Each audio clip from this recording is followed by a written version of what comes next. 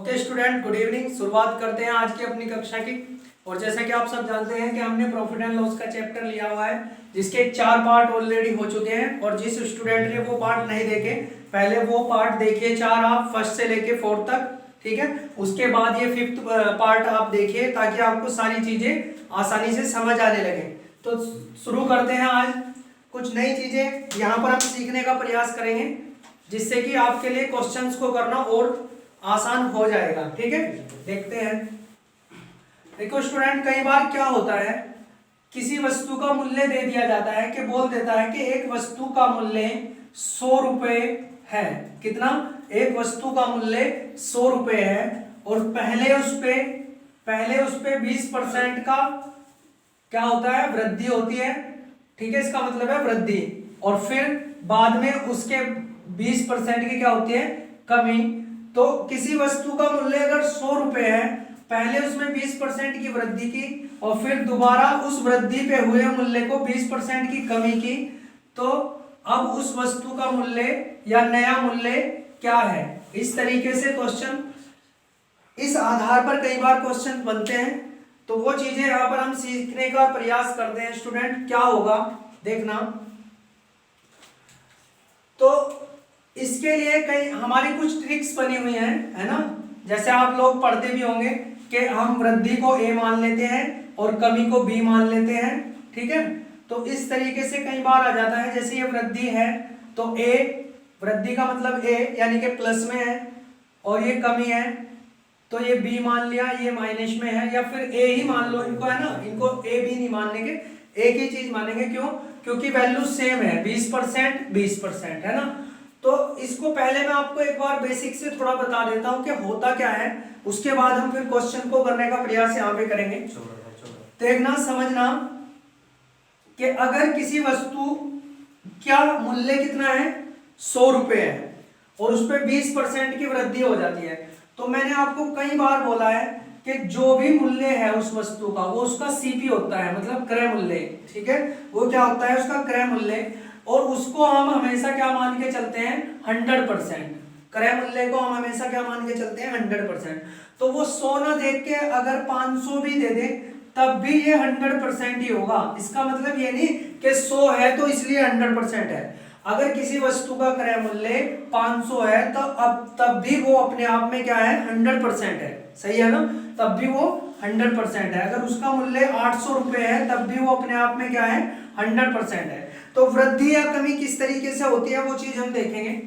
तो जब भी बोलेगा कि किसी वस्तु का मूल्य 500 रुपए है और उस पर 20% की क्या हो गई, वृद्धि हो गई, यानी कि किसी वस्तु को 20% की वृद्धि के साथ या 20% के लाभ के साथ बेच दिया गया, ऐसा भी बोल सकता है। वृद्धि के साथ बेच दिया या 20% के लाभ के साथ बेच दिया। तो 500 रुपए वाली चीज को जब 20% के लाभ के साथ बेचेगा, तो हमेशा क्या होगा, ये अपने आप में क्या है, 100% और 20% का लाभ प्लस 20 भी, तो इसका मतलब वो वस्तु कितने में बिकेगी, 120% पे बिकेगी, ठीक है। यही चीजें होती हैं स्टूडेंट जो आपको क्वेश्चन के आंसर तक अप्रोच करने में आपकी मदद करती हैं। तो इसलिए ये चीजें जाननी जरूरी होती हैं। अब वो ये भी बोल सकता है कि उस वस्तु को 20% की हानि पे भी बेच सकता है, वृद्धि पे ही थोड़ा, हानि पे भी बेच सकता है। तो अब आप एक चीज समझना कि वस्तु हानि पे अगर बिक रही है, तो इसका मतलब जो उसका 100% मूल्य था, जो उसका अपना एक्चुअल मूल्य है, वो उससे भी कम पे बिक रही होगी ना।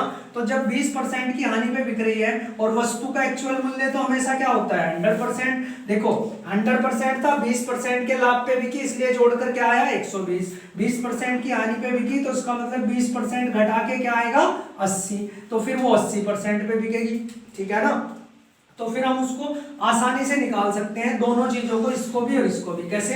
अगर 500 वाली चीज 20% के लाभ पे बिकती है, तो सीधा हम उसको 120% पे बेच देते हैं, तो हमारा डायरेक्ट आंसर आ जाता है 12 पंजे 60, 600, ठीक है। अगर वो 20% के लाभ पे बिकेगी तो वो 600 रुपए में बेचनी पड़ेगी।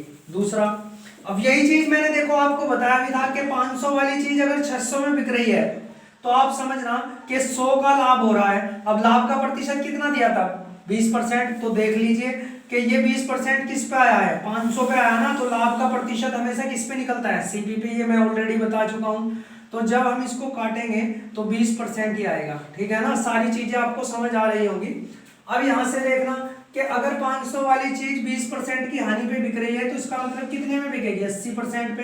तो 500 वाली चीज को जब 80 पे बेचोगे तो कितना आएगा, 0 से 0 काट दो, 8 पचे 40, इसका मतलब वो 400 रुपए में बिकेगी। तो इसका मतलब देखो, जब उसका सीपी 500 था तो जब हानि पे बिकी 20% की तो वो 400 में बिकेगी। तो इस तरीके से हम क्वेश्चनों को करने का यहाँ पे प्रयास करते हैं, ठीक है। अब आगे देखते हैं स्टूडेंट, देखना जो हम मेन चीज लेकर आए हैं, जो आपको समझाना है, ये चीजें ऑलरेडी पहले भी डिस्कस हो चुकी है। देखते हैं क्या होगा। देखना कि मैं बोल रहा हूं कि कोई वस्तु थी, वो 100 रुपए की थी, ठीक है। अब उसको 20% के लाभ पे बेचा।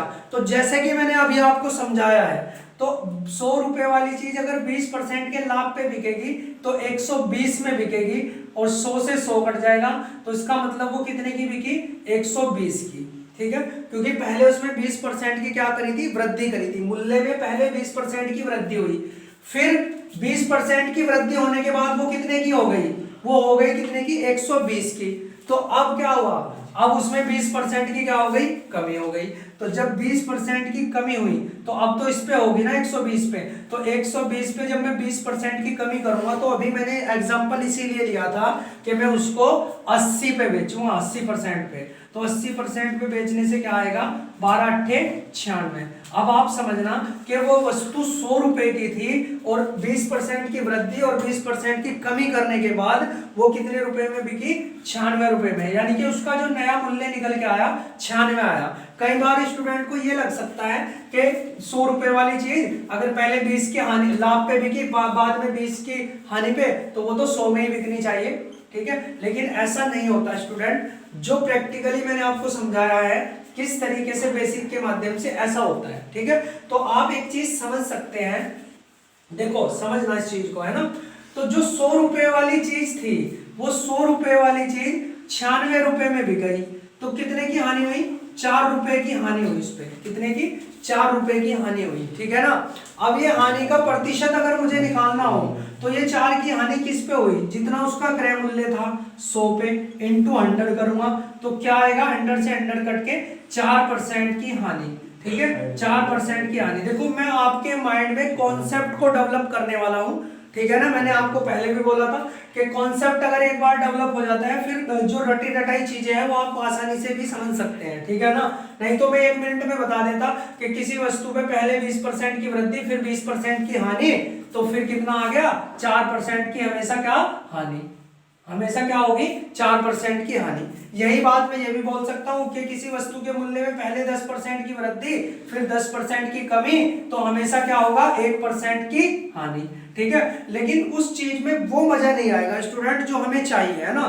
जो कॉन्सेप्ट हमें अपने माइंड में डेवलप करना है वो कहीं ना कहीं नहीं हो पाएगा रटी रटाई चीजों को आप, ठीक है ना। और हमारा मेन मोटिव यही है कि आपको पूरी कॉन्सेप्ट, पूरे बेसिक चीज समझाई जाए ताकि आप सारी चीजों को आसानी से कर पाए, ना कि केवल एक जैसे क्वेश्चनों को कर पाए, ठीक है।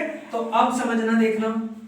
अब मैं अगर आपको बोलूं कि मुझे इतना पता चल गया कि 100 रुपए वाली चीज को जब मैंने 20% लाभ पे बेचा, 20% हानि पर, मुझे कितने की हुई, 4% की हानि। तो अगर इसी मूल्य को मैं बोल देता हूं कि 500 रुपए का है जी, ये कितने, 500 रुपए की थी वो वस्तु, उसका सीपी कितना था, 500। पहले वो 20% लाभ पे बिकी, फिर वो 20% हानि पे बिकी। तो जब पहले 500 रुपए वाली चीज 20% लाभ पे बिकेगी, तो 20% लाभ पे बिकने का मतलब है कि वो 120 पे बिकेगी, और 120 पे बिकने के बाद उसका जो मूल्य आएगा वो 12 पंजे 60, 600 रुपए आएगा, ठीक है।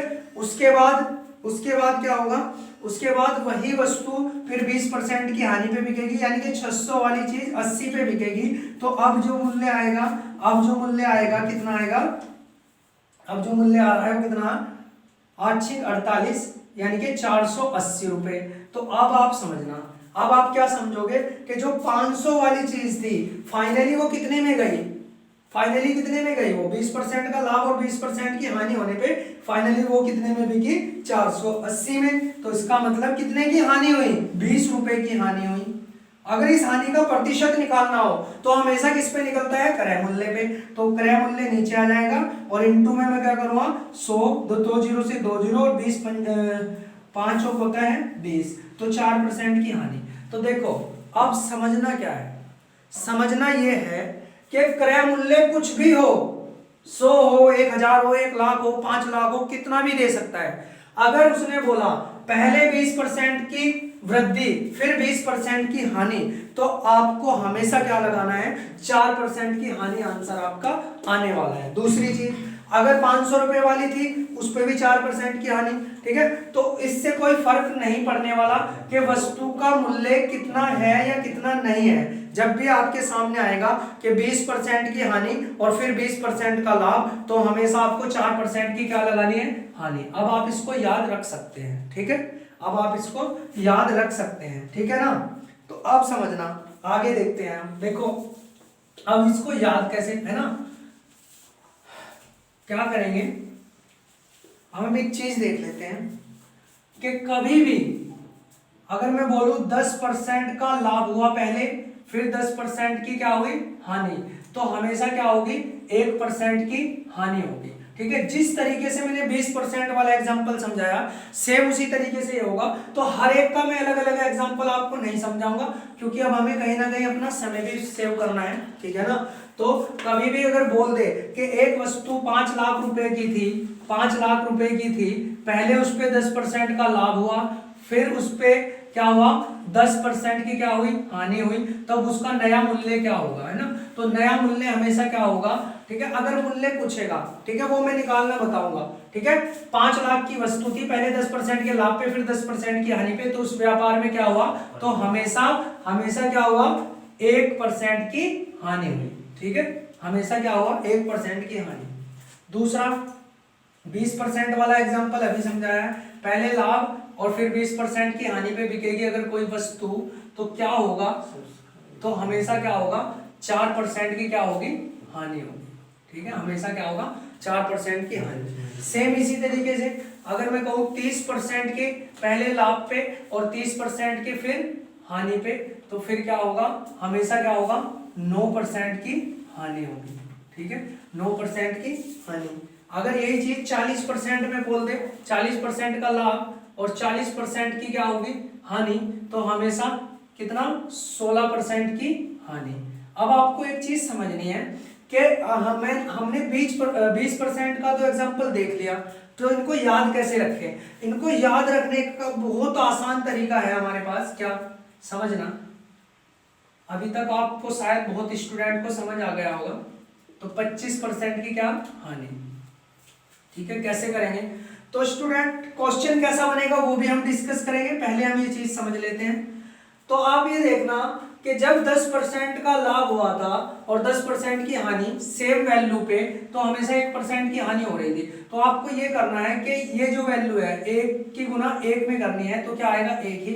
अब 2 की गुना 2 में करनी है तो आएगा 4%, 3 की गुना 3 में करनी है तो आएगा 9%, 4 की गुना 4 में 16%, 5 की गुना 5 में 25%। तो अब आप बता सकते हैं, अगर वो कभी पूछे कि 60% की पहले लाभ कर दिया और फिर 60% की हानि कर दी, तो बताइए कितने रुपए की हानि हुई, कितने परसेंट, तो 60 और 6 कितना होगा, 36। तो हमेशा 36% की क्या होगी, हानि, ठीक है। इस तरीके से चीजों को समझना है स्टूडेंट।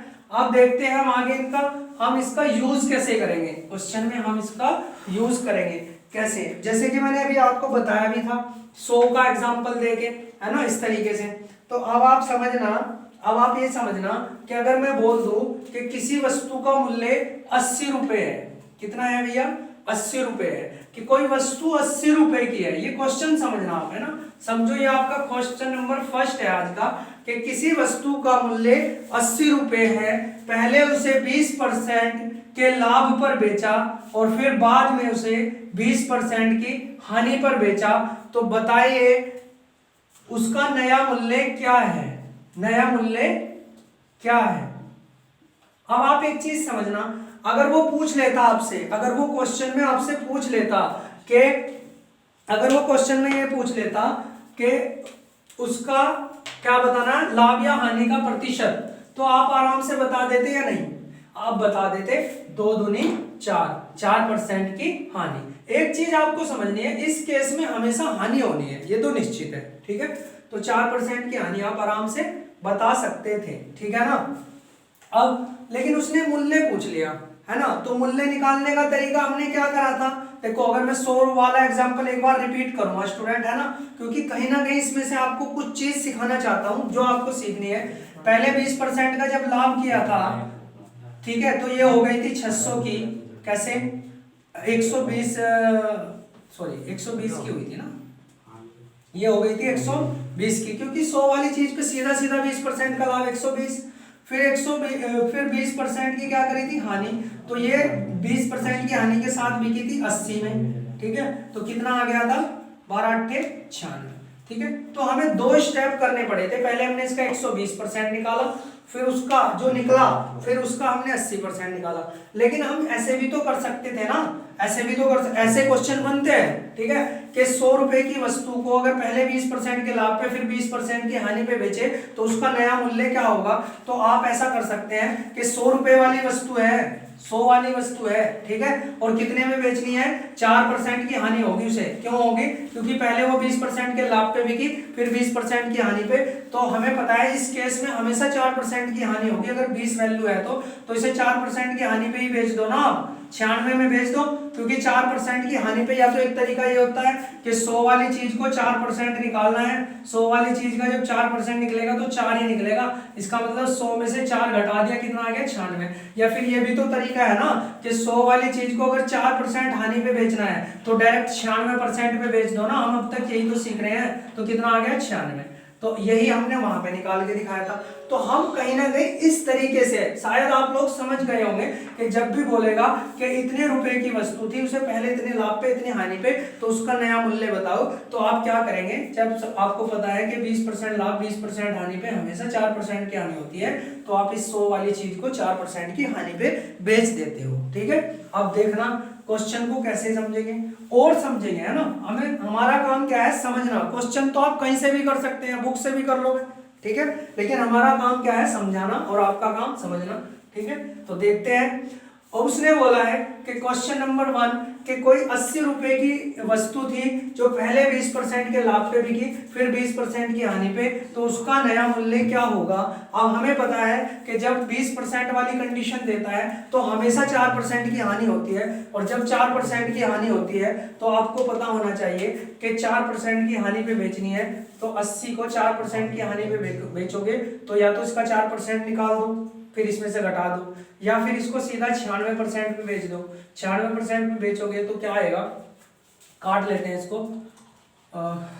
ठीक है, इसकी गुना कर दो फिर 10 से भाग कर दो, ठीक, ऐसे आ जाएगा आपका आंसर।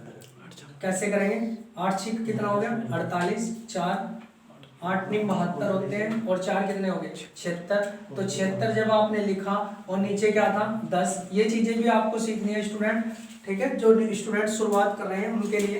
तो अगर नीचे एक जीरो है तो हम इसको 76.8 लिख सकते हैं, ये हमारा आंसर आ जाता है, क्यों, क्योंकि एक जीरो नीचे है इसलिए यहाँ पे पॉइंट आ जाएगा जब भाग देंगे, तो ना भाग में आप ये सारी चीजें सीखते हैं। तो इस तरीके से हमें क्वेश्चन करने होते हैं स्टूडेंट्स, ठीक है ना। अब आपको एक एग्जांपल मैं और दे देता हूँ, है ना, आप उसको क्वेश्चन नंबर 2 भी लिख सकते हैं, कोई दिक्कत होने वाली नहीं है। क्या, ऐसे कि अगर मैं बोलूँ आपको कि एक वस्तु थी जो कितने रुपए की थी, 500 रुपए की थी, 500 रुपए की थी, पहले उस पर 10% का लाभ मिला एक व्यक्ति को, फिर उसको 10% की हानि हुई उसी पे, ठीक है, पहले उसने उस वस्तु, देखो कैसे क्वेश्चन बनता है कि एक दुकानदार, क्वेश्चन को आप लिख भी सकते हैं, एक दुकानदार एक वस्तु को 500 रुपए में खरीद कर पहले उसे 10% के लाभ पे बेचता है और फिर उसे वही वस्तु आगे 10% की हानि पे बिकती है, तो बताइए उस वस्तु का अब मूल्य क्या है, उसका नया मूल्य क्या है, ये बताना आपको, उसका नया मूल्य क्या है। तो आप समझेंगे कि आपको ये नहीं करना कि पहले इसका 110% निकाले फिर इसका 90% निकाले तो आंसर आ जाएगा। आपको कैसे नया मूल्य निकालना है, आपको पता है कि पहले 10% का लाभ फिर 10% की हानि, तो हमेशा 1% की क्या हुई हानि, और अगर क्वेश्चन इतना पूछता तो आंसर 1% की हानि होता, क्योंकि आपकी बुक्स वगैरह जो भी आप पढ़ते हैं उनमें इस तरह के काफी क्वेश्चन आपको मिलने वाले हैं, ठीक है। तो 1% की हानि डायरेक्ट आप लगा दोगे। दूसरा, आपको अगर पूछा है मूल्य, तो मूल्य 1% की हानि पे बेच दो 500 वाली चीज को, जब 1% की हानि पे बिकेगी तो 99 रुपए में बिकेगी, और इंटू में करूंगा इसे 100, भाग करूंगा 100 से, तो इसकी गुना जब इसमें करोगे तो आंसर आ जाएगा 5 नहीं 45 होता है 4, और 45 और 4 49, तो इसका मतलब 495 रुपए की वो वस्तु थी। ठीक है ना, कितने की थी वो वस्तु? 495 रुपए की वो वस्तु थी। इस तरीके से यहाँ पे हम क्वेश्चन को करते हैं। ठीक है, तो उम्मीद है कि आपको ये सारी चीजें समझ आ रही होंगी। तो अब नया क्वेश्चन देखते हैं हम। ठीक है, एक क्वेश्चन देखेंगे स्टूडेंट हम। इस तरह के क्वेश्चन हमने लास्ट वीडियो में भी डिस्कस किए थे, और ये क्वेश्चन मैंने इसलिए लिया है ताकि आपको किसी तरीके का कोई कंफ्यूजन ना हो क्वेश्चंस को पढ़ने के बाद। देखते हैं, यदि चीनी के मूल्य में 20% की वृद्धि हो जाए तो उसकी कुल खपत जो है उसमें 4 किलो की क्या हो जाती है? 4 केजी की कमी आ जाती है। ठीक है, जैसे ही चीनी का मूल्य 20% बढ़ा तो 4 केजी की कमी आ जाती है, और उसके कुल खर्च में 5% की क्या हो जाती है? वृद्धि हो जाती है। वृद्धि हो जाती है, तो चीनी की वास्तविक खपत बतानी है। ठीक है, तो मैंने कल क्वेश्चन कराए थे आपको, जो पिछली कक्षाओं में क्वेश्चन कराए थे कि जो मूल्य और खपत होता है,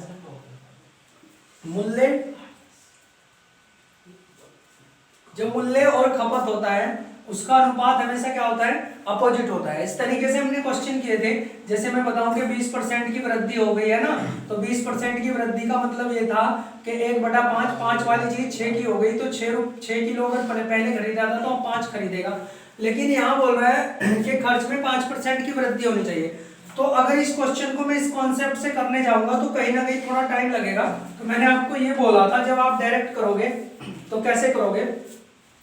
एक चीज उसने देखो क्या बोला है, उसकी वास्तविक खपत बतानी है। तो वास्तविक खपत के लिए मैंने आपको क्या बोला था?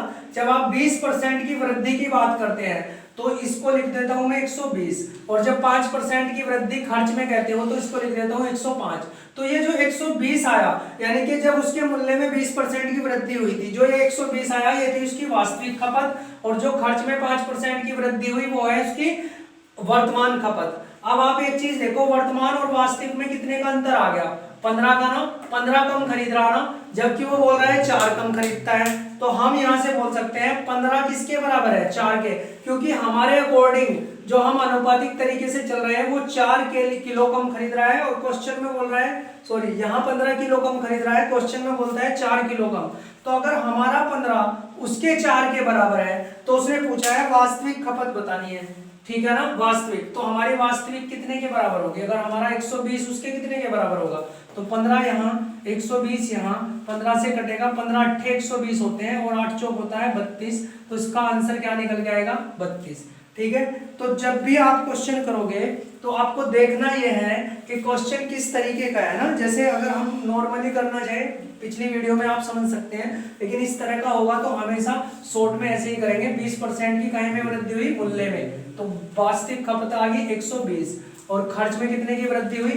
105% की, तो 105 ये आ गई हमारी वर्तमान खपत। कितने की बढ़ी? 15, वो कह रहा है 4 बढ़ी, कमी आई, सॉरी वो कह रहा है 4, तो 15 4 के बराबर है, तो वास्तविक बतानी है 120 किसके बराबर होगी? 15 यहाँ, 120 यहाँ आएगा, तो ये 8 बार 8 चौक 32। ठीक है, वो वर्तमान खपत भी पूछ सकता था, तो हम बोलते कि 15 बराबर किसके है? 4 के, तो 105 बराबर किसके होगा? तो 15 यहाँ आता, 105 यहाँ आता, और 15 7 105 होते हैं ना, 15 7 105 होते हैं, तो 7 चौक कितना? 28, फिर आ जाता है 28 आंसर।